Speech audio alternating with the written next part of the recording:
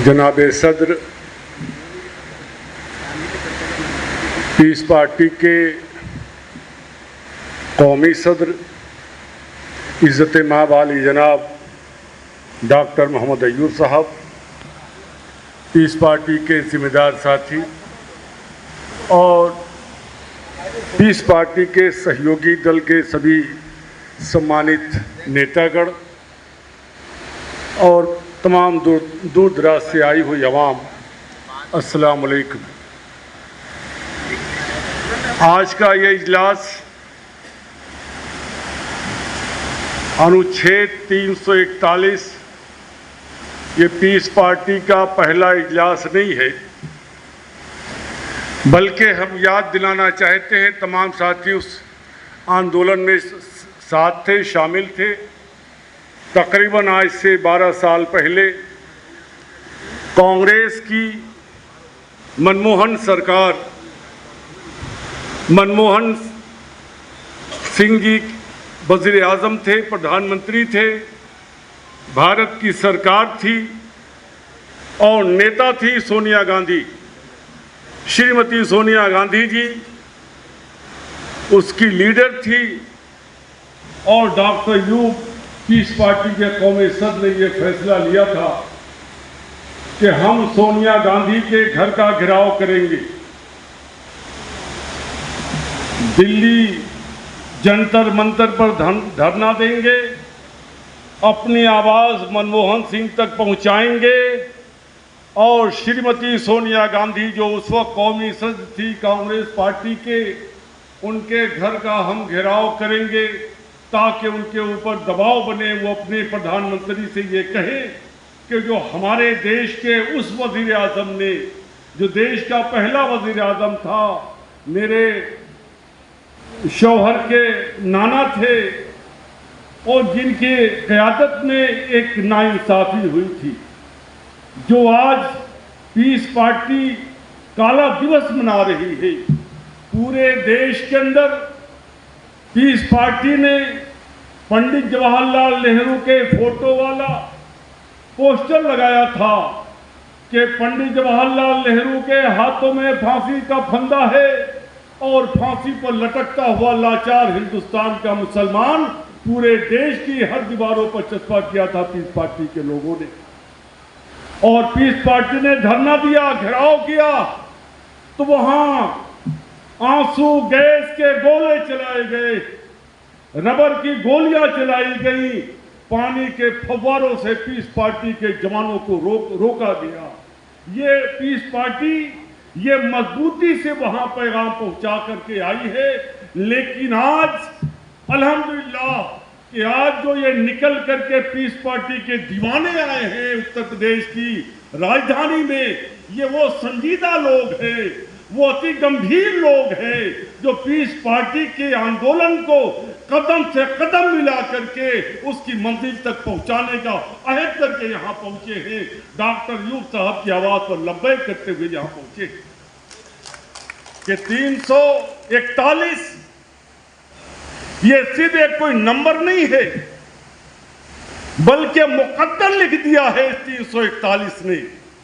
अगर 341 रहा होता, 341 राइज रहा होता भारत के पार्लियामेंट से लेकर के विधानसभाओं तक, तो आज भारत के सरकारी दफ्तरों के अंदर हर कुर्सी पर मुसलमान का बेटा मौजूद होता और किसी को नाइंसाफी करने की ताकत न होती। समझा इस बात को। बड़े बड़े लोग पैदा हुए देश के अंदर, बड़े बड़े दावेदार हैं जो अपने आप को कहते हैं कि मैं देश को लीड कर रहा हूं, लेकिन किसी के दिमाग में ये बात नहीं है कि मुश्किलें कहां खड़ी की गई। नहीं है किसी के दिमाग में, नेता बनने का शौक है, लेकिन अभी संचालक महोदय ने कहा कि नेता नहीं नेतृत्व चाहिए। नेता तो है, नेता अपने नेतृत्व का ताबे होता है, लेकिन पीस पार्टी का नेतृत्व ये किसी का ताबे नहीं है। अपने मकसद को लेकर के लखनऊ से दिल्ली तक पहुंचा है, आज फिर गोष्ठी कर रहा है, फिर फिक्र करके बैठा है, मशवरे करने के लिए बैठा है कि इस आंदोलन को कैसे मजबूत किया जाए, कैसे भारत तक भारत जोड़ो मंतव्यों तक। और हम तो कहते हैं कि आज की भारतीय जनता पार्टी की सरकार, माननीय देश के वजीर आजम नरेंद्र मोदी साहब ने बार बार कहा कि सारा घोटाला, सारी बेईमानी पंडित जवाहरलाल नेहरू ने किया है। बहुत अच्छी बात कहते हैं, तो उसमें ये भी जोड़ लो, भारतीय जनता पार्टी के लोगों, देश के प्रदेश के वजीर आजम, वजीर आला, इस बात को भी जोड़ो कि नेहरू ने जो गलती किया था, जो बेईमानी किया है, मुसलमानों के अधिकारों का भी हनन किया है। बहुत अच्छी बात कहते हो प्रधानमंत्री जी कि सारा नुकसान कांग्रेस ने किया है। बेशक बताओ कि देश का नुकसान पंडित नेहरू ने कैसे किया है, कहां तक तबाह कर दिया है, ये भी बता दीजिए। और किया है, और आप इंसाफ देने की बात करते हो कि सबका साथ सबका विकास, तो आज ये पैगाम लेकर के पीस पार्टी मैदान में उतरी है कि हमारा अधिकार हमें दे दो। 341 को फिर से लागू करने देश का वजीर आजम, उत्तर प्रदेश का वजीर आला इसे लागू कर देना चाहिए। आप इंसाफ की बात करते हो, करो, लेकिन तुम्हारी नीयत भी अच्छी नहीं। उनसे ज्यादा खतरनाक हो आप लोग, उनसे ज्यादा बेईमान है इस देश का आज का शासन बेईमान है। लेकिन पीस पार्टी ने अहद किया है कि अब लड़ाई हम खुद लड़ेंगे, अब ये लड़ाई हम खुद लड़ेंगे।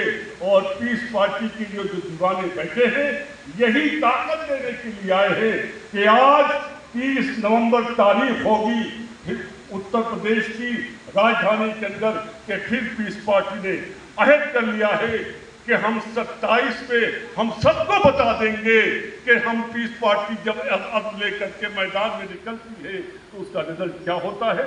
दुनिया ने देखा है, 2012 देखा था, लेकिन आज फिर इंशाअल्लाह ताला मुझे यकीन है कि वो दीवाने निकले हैं। जो आज कोई मामला नहीं है, कोई इलेक्शन का माहौल नहीं है, कोई चुनाव का माहौल नहीं है, लेकिन ऐसे वक्त में देश का नेता, कौम का बेटा डॉक्टर यूनुस ने आवाज दिया है कि निकलो अधिकारों के लिए, अपनी लड़ाई और तमाम दबे कुचले लोगों के, सारे इंसानों की लड़ाई के लिए निकलो।